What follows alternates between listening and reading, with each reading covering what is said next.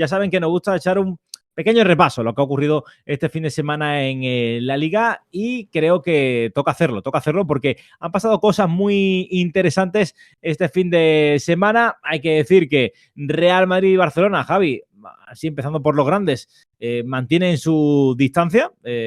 Los dos se llevaron los 3 puntos de 2 partidos que a priori parecían pues más complicados para el Real Madrid y no tanto para el Barça, pero lo que viene siendo el desarrollo de los encuentros, bueno, el Barça terminó recibiendo bastantes ocasiones en contra.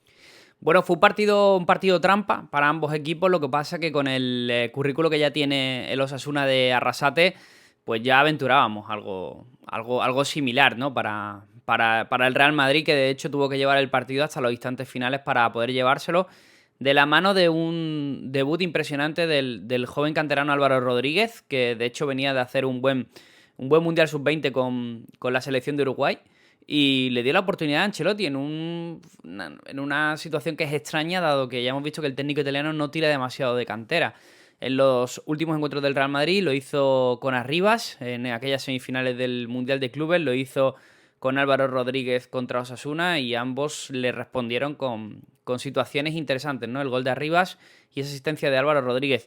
El Barça, al jugar en casa y también venir de una semana, bueno, un tanto convulsa, después de un partido muy difícil contra el Manchester United, sí que tenemos un poco la certeza de que iba a mantener esa confianza en casa, que está teniendo, sobre todo en Liga, donde está teniendo un bagaje impecable.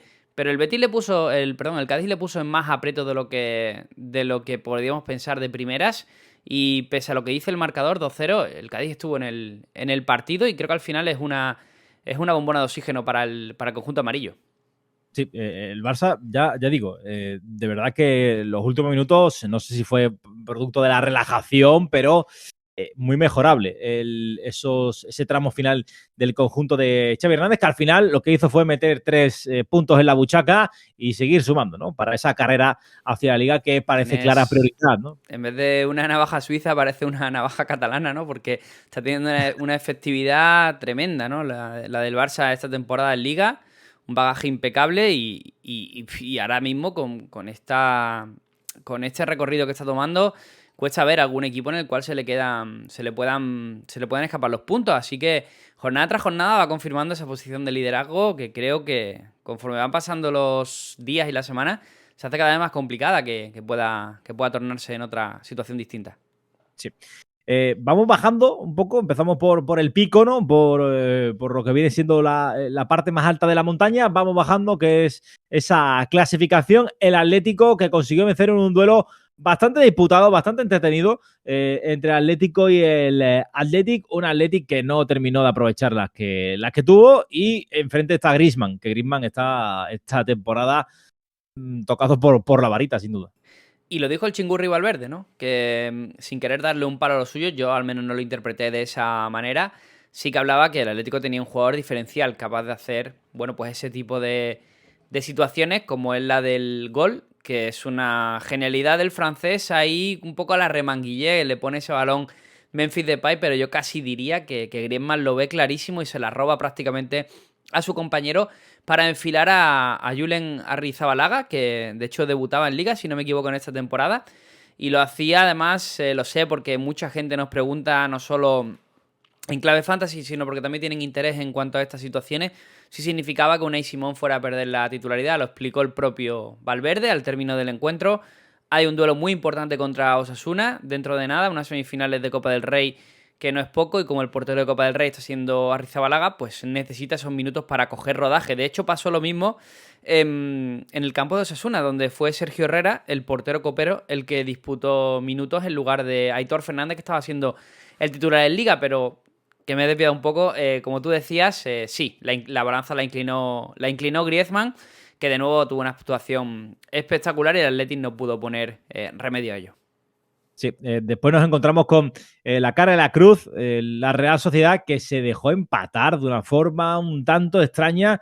Yo estaba viendo el partido en el tramo final, el público estaba celebrando ya la victoria, ese nuevo triunfo que le acercaba o que le permitía seguir la estela del Real Madrid, y el Celta Bueno, al final sacó el puntito, Javi, el Celta, con uno menos incluso, con esa expulsión polémica De Renato Tapia. De una expulsión polémica de Renato Tapia, pero aún así no se arrugó, ¿no? Ya lo veníamos diciendo, el Celta le pasó igual la semana pasada contra el Atlético, pero no fue capaz de llevarse los puntos. Ha cambiado completamente la dinámica del equipo desde Coudet a Carvajal. Estamos encontrando un equipo que es capaz de competir en casi cualquier circunstancia. Y una Real Sociedad que, pese a que volvió a encontrar una gran versión de Cubo y una muy buena versión de Oyarzábal, lo cual me parece de nuevo para aplaudir. Un jugador que vuelve de una lesión importante y que estamos viendo como poco a poco va recuperando esas sensaciones, pero que quizás sí que está notando un poco, bueno, pues la falta de jugadores B para poder sustituir a otros que no se encuentren en su mejor forma y por señalar algunos, señalo el caso de Brais Méndez, sin ir más lejos, era un jugador que hace 3 meses estaba en boca de todos y que ha pegado un bajón de rendimiento importante. Ese guante lo ha recogido el japonés, que está siendo ahora mismo uno de los nombres de la liga, pero si me voy a los jugadores que entraron desde el banquillo, encontramos que fueron Alex Sola, Carlos Fernández, Pablo Marín y Robert Navarro, así como Miquel Merino, que salía de lesión, con lo cual sigue teniendo mucho mérito lo de la Real Sociedad y dentro de lo que son sus intereses, pues al menos sumó un punto. Sí. Y nos centramos ya en los dos equipos de los que queremos hablar más en detalle en esta ocasión, ¿no? Lo que hemos titulado como los rebeldes de la liga, porque yo creo que nadie esperaba que estuvieran en la situación clasificatoria en la que están, en una temporada en la que va a haber hostias por salvarse, por quedarse una temporada más en primera división. Tenemos que hablar del Mallorca y del Girona. El Girona, empezamos por el catalán, que fue el que primero empezó la jornada con ese partido del pasado viernes, le metió 6 a la Almería, pero es que le pudo meter más. Sí. O sea, fue un auténtico monólogo, aplastó al Almería. Tuvieron un duelo a golpes. Lo que pasa es que el Girona en casa y con un talento que en ese día concreto pues sacó a relucir. A ver, estaba firmando una muy buena temporada del Girona, pero ese día en concreto hay que reconocer que hay jugadores que estuvieron a un nivel excelso. Caso de Rodrigo Riquelme. Lo de Ali García tampoco sorprende ya creo que a nadie. Tati Castellanos, que lo hemos dicho mucho desde Jornada Perfecta, que nos faltaba que el argentino se reencontrara con el gol, que era un jugador del que esperábamos muchos más registros y no había pasado. Y también un debut ofensivo interesante de Sigankov. No debut porque ya había jugado 3 partidos, si no me equivoco, en lo que va de liga, pero sí que tuvo su debut goleador y de hecho asistió. Fue un encuentro casi perfecto del Girona en casa, que sí que es verdad que encajó goles, pero porque el partido se convirtió en un correcalles donde ambos equipos, bueno, pues aceptaron. No sé, me recordó un poco a esta cosa que se llama ahora, ¿no? Del duelo a tortazos, ¿no? Que se está viendo ahora mucho, sobre todo en formatos de streamer y demás. Y fue un duelo a tortazos que se llevó el Girona porque tenía bastante más empuje. Y jugadores con tantísima calidad, ¿no? Rodrigo Riquelme, que seguramente el año que viene debería tener sitio en el Atlético de Madrid. Sería raro que no fuera así. Sigankov, que es un fichaje futuro. Y Alex García, que después de haber comido mucho en el mundo del fútbol, jugador que llegó a estar incluso hace no tanto en Bélgica, jugador que ha estado mucho tiempo en segunda, de aquel canterano que prometía muchísimo en el Barça, que se lo llevó posteriormente el Manchester City, ya quedaba menos, o al menos había pasado un segundo plano, y está siendo uno de los jugadores de la temporada. Así que del Girona solo podemos decir cosas buenas, pero si nos queremos quedar también con algo que sea un poco más negativo, es que la no presencia de David López le está sentando un poquito mal en términos defensivos, donde eso unido a que Gazzaniga tampoco termina de convencer al 100%, pues le está llevando en situaciones como la del fin de semana que acabamos de pasar a recibir goles inesperados. Sí, tiene buenos números Gazzaniga, pero parece que es más mérito de la defensa que otra cosa, ¿no? Porque es verdad que mejora el portero del principio de temporada, que se me ha olvidado el nombre por completo, ¿eh? O sea, lo que es totalmente desechado el nombre del... El portero del Girona, Juan Carlos. Juan Carlos, exactamente, lo estaba confundiendo con Fernando. ¿Será que estaba leyendo Fernando Martínez justo al lado? Creo que es obvio que lo mejora, pero sí, es verdad que también está ahí que puede ofrecer un poquito más. Un Girona que, como decimos, 27 puntos en la clasificación, a 7 de lo que viene siendo los puestos de descenso. Sería raro, Javi, verles siquiera sufrir, ¿no? Viendo cómo se la gastan, ¿no? A ver, esta liga estaba bastante complicada porque justo estamos hablando del Girona esta semana, porque lleva también, si no me equivoco, de los 3 últimos partidos ha ganado 2, lleva una buena senda última y le ha hecho pasar a la 11ª posición, pero hace no tanto, de hecho estaba, bueno, ahora son ya 7 puntos los que coge de margen con respecto al descenso, pero hace no tanto estaba un poco más en esa pelea, ¿no? Creo que todavía no tiene una posición para confiarse demasiado, pese a lo exuberante que es ese 6-2 con el que iniciamos la jornada de liga y que le tocará seguir haciendo las cosas. Le tocará seguir haciendo las cosas bien. Lo que pasa es que con la cantidad de talento que maneja arriba, porque no hemos hablado, ¿no? Pero dos jugadores que también la temporada pasada en segunda fueron vitales, Iván Martín, que el otro día marca, Borja García y me quedo el tercero también, que es Estuani, que también marcó. Pues aportan también esa dosis de experiencia y de veteranía, que quizás también. Veteranía Iván con 23 años, pero bueno, lo incluyo porque tiene una temporada importante detrás en la espalda del año pasado con el ascenso. Y le aportan esa dosis para que jugadores como Sigankov o como Rodrigo Riquelme, con menos experiencia en la liga, o Valentín Castellano, pues puedan desarrollar ese talento. Así que tiene una cantidad de alternativas diferentes, Michel, muy importantes. Y personalmente diría que el Girona es de los equipos que tiene más argumentos para quedarse en primera. Pero su situación creo que sigue siendo a tener en cuenta y a vigilar. Vale. El que yo creo que ya, salvo debacle, va a mantenerse en primera división es el Mallorca, 31 puntos en la clasificación, le mete 4 chicharros al Villarreal, con la salvedad, o teniendo en cuenta que Trigueros fue expulsado en el conjunto del submarino amarillo, pero es que los números del Mallorca en casa, fuera de casa, bueno, pero en casa es de locos. Le ha ganado los últimos partidos que ha ganado en casa, al Villarreal 4-2, al Real Madrid. Ahí queda la cosa. Le ha ganado al Celta, le ha ganado al Valladolid. Todo esto de forma consecutiva. Pero es que antes de irse del parón del Mundial, le ganó al Atlético.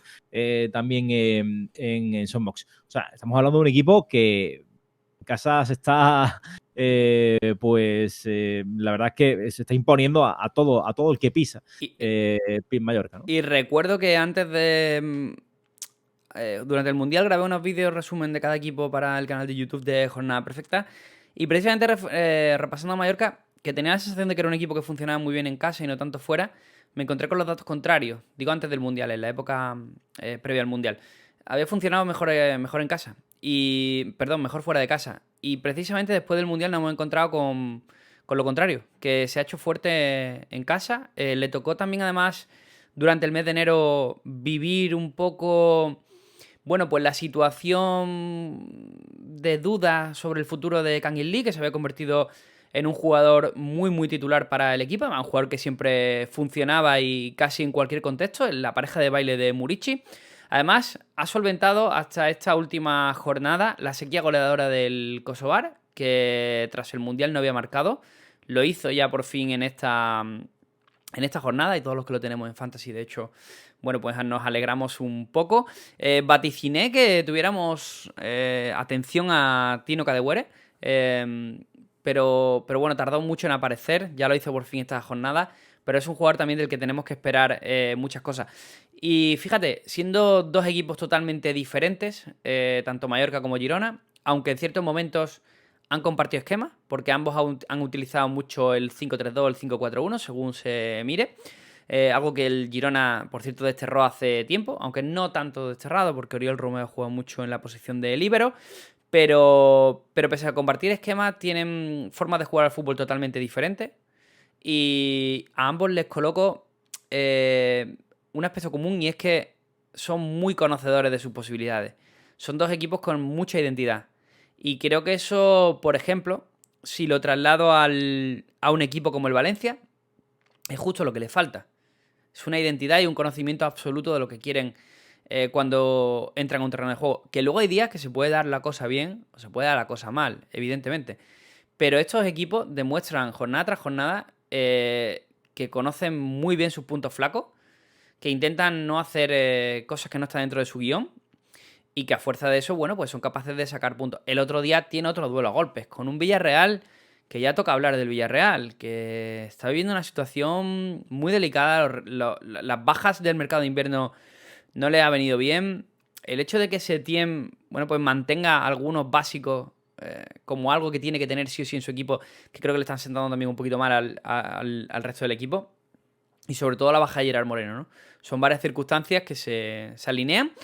E incluso también podemos hablar ya de Pepe Reina, un portero que nos parecía muy solvente para ser un segundo portero, pero que quizás se le está quedando un poquito grande el hecho de encontrarse titular a esta altura, o al menos está evidenciando algunos problemas que también atañen a su condición bajo los palos.